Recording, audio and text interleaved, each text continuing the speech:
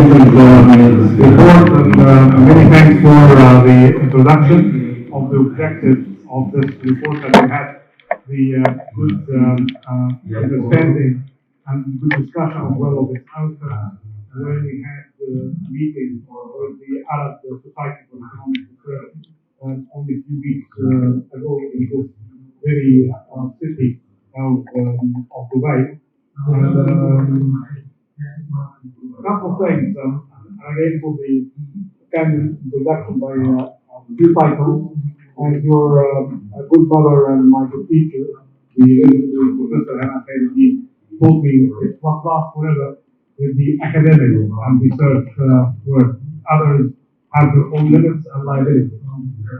Actually, as a climate champion, my service as a climate champion is going to be ended by this fall, but I continue to serve the sustainability agenda, as you mentioned, as a special role to the Secretary General of the UN. I'd like to thank all of the participants here, excellencies, friends, the Under Secretary General of the UN is with us as well, and Wali, and of course, Dr.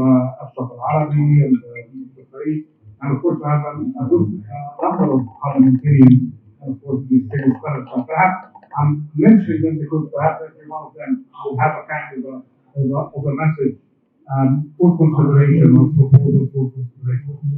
The first part is basically what we have been hearing, even at regional level or country-specific level, when you are listening to developing economy leaders or experts, and based on facts, that the contribution to emissions is very limited.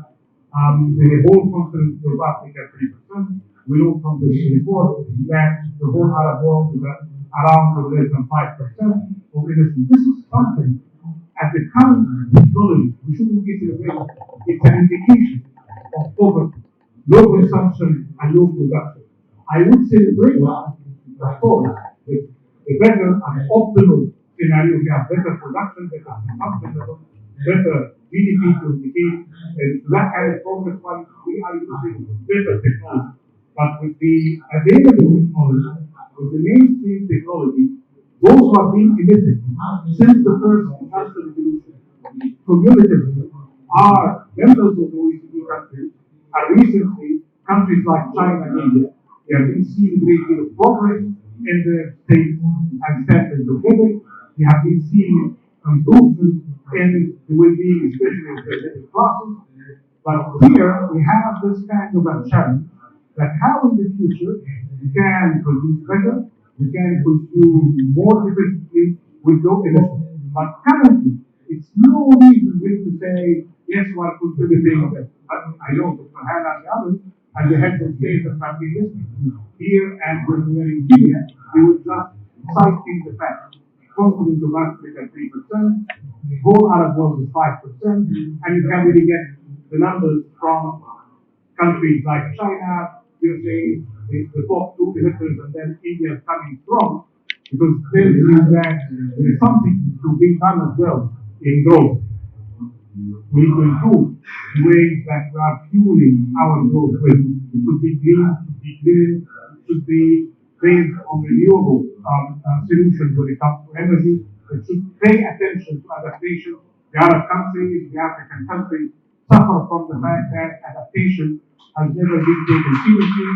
And until very recently, of course, we can discount the national bias, but I would say that this was the first time the adaptation agenda had been spelled out in terms of opportunity.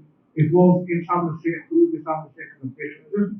When we know now, for the audience as well, it's what we mean by adaptation. While mitigation has been really taken into traction, it's easier to explain in decarbonization and cutting emissions, investment in renewables like wind, like solar, but adaptation was harder to explain. But when you explain that in the opportunities of investment, improvement, and efficiency, based on good technology, good planning, and good finance, in water management, food system, deforestation, desertification, and the report highlights that one challenged by all of that, and the protection of the coastal areas close to the sea, which has its levels rising, as mentioned by that before. in addition to other areas of investment, including enhancing the resilience of infrastructure. Here we can really be enhancing the possibilities of partnership.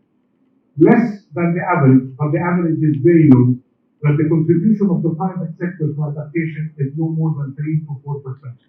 There is a report that was just published yesterday by the Global Adaptation Center in the Netherlands and the CPI, the Climate Policy Initiative report, is telling us that climate finance totally has been almost doubled comparing 2020, 2022 to the 2 years before. But the bad news is that the share of adaptation finance from all sources, including public sources, had declined from 7% to 5%. And again, remember that the share when it comes to climate finance for adaptation for the private sector is 3%. Perhaps when we do these incentives, public-private partnerships, we can encourage more private sector participation. Then there is an area here of focus that we are requiring to push more, and there is some mention to it by at least implicitly that if you fail in mitigation, which we fail, not just in the Arab world, but globally, despite the effort, and adaptation at the second line of defense, the third line of defense will be more apparent, which is basically the loss and damages. Again, one of the good creations and achievements by COP27.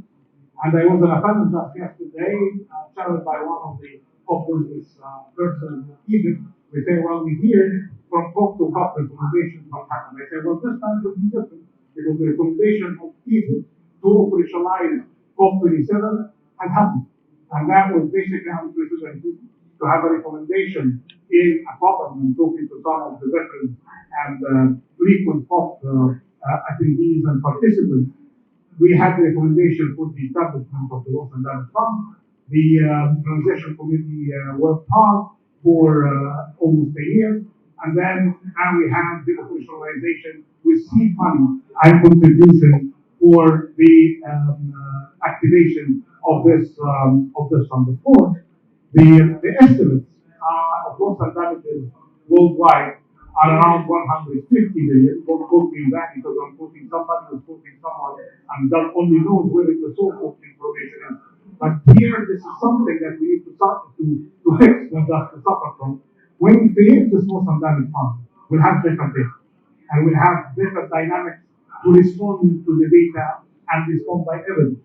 And here we can do a better job then on adaptation and then by mitigation. So it will be a game changer, not just by having a fund, but the dynamics are going to be very different for that. Thanks to Egypt and thanks to the UAE for being two Arab hosts subject to this report that you mentioned, being part of the solution and being part of just of regional leadership, but for global leadership. The second point that I'd like to talk about of the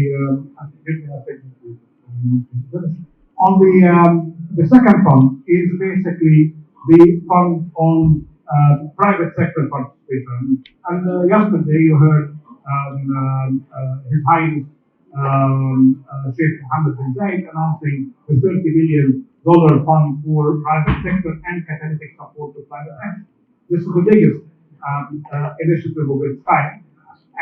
But that it needs to be built with care as well, because here we need investment by the private sector, but we need to mobilize public and domestic finance, and we need to mobilize external and domestic finance from the private sector. 30 billion initiative, and to put it within the bigger context of matters, we know by reports that have been sponsored by Egypt, UK, and now by Egypt and UAE, that the gap of finance externally alone is $1 trillion globally. For developing economies and emerging markets, with the exception of China, 1 trillion.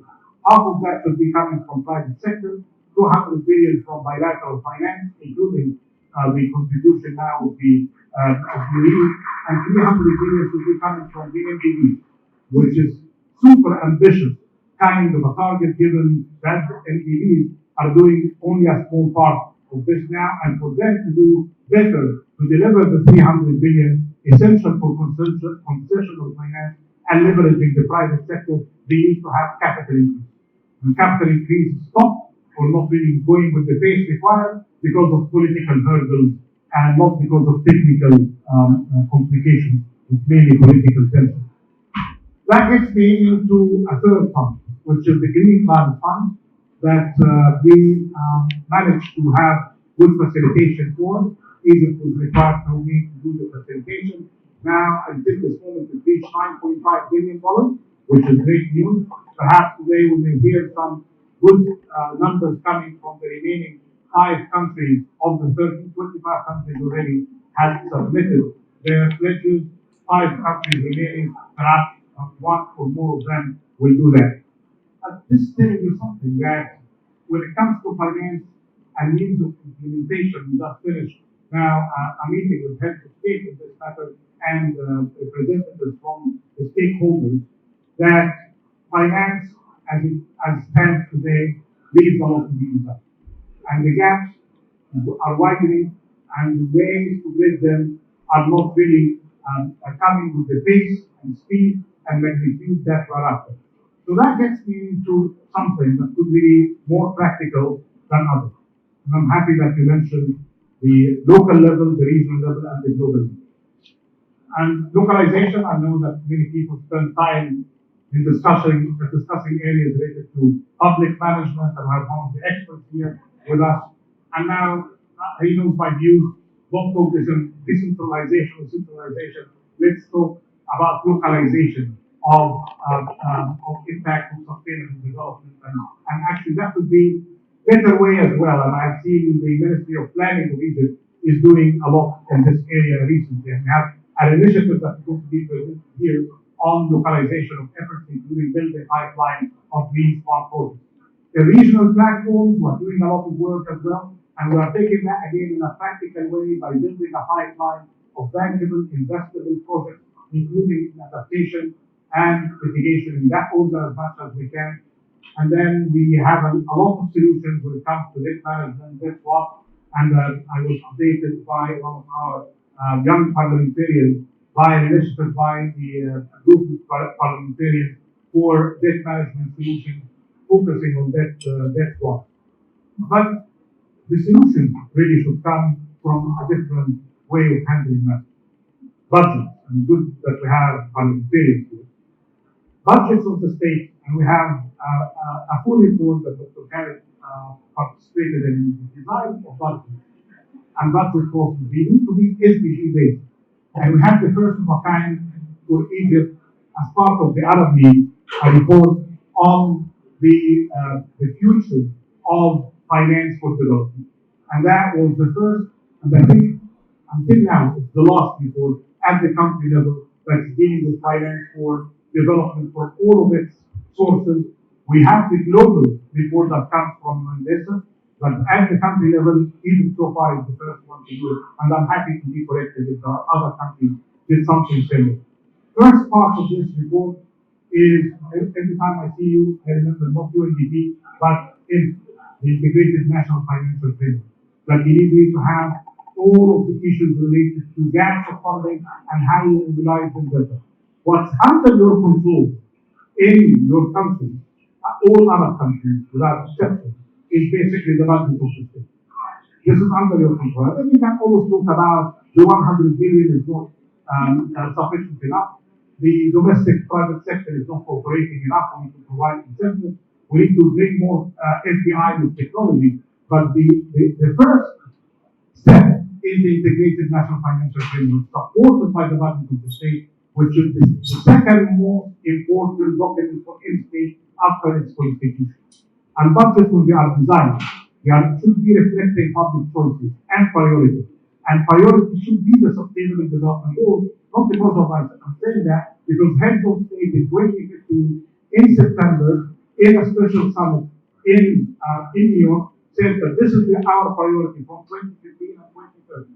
And what's happening now is telling us that the world is not just failing on the climate action agenda, it's doing even worse than the SDGs. 12% of the SDGs are in target, 12%. And 50% are slightly or significantly off target, and then we have 35%. 12% are on target. 12%. I wish 12%. will offer. It's 12% in target. 55% are slightly or significantly off target, and then more than 35% are worse than when we were back in 20. That needs to be fixed. This is global. And we're talking here not just numbers, we're talking about poverty, job opportunities, gender participation, and climate action is part of that. SDG 13 is part of that. And that's I always wear this bit. I know that's not the standard that you may have, but this is a special gift by the DSD of UN and Europe. Perhaps to remind me that every time I'm very much into some particular topic, I should really put it in the bigger context, which is SDG. So, a great deal of work. Now we have the evidence at the Arab countries. We have the evidence at country level. We have the evidence from the GST, the Global Stock Take. It's all about action. Actions are about finance, about implementation using the most advanced and adaptive technology and through incentives. Having said that, we wish that in the next report of of the esteemed colleagues who did this report on the Arab world will be with a brighter assessment of the state of action so far. Thank you so much.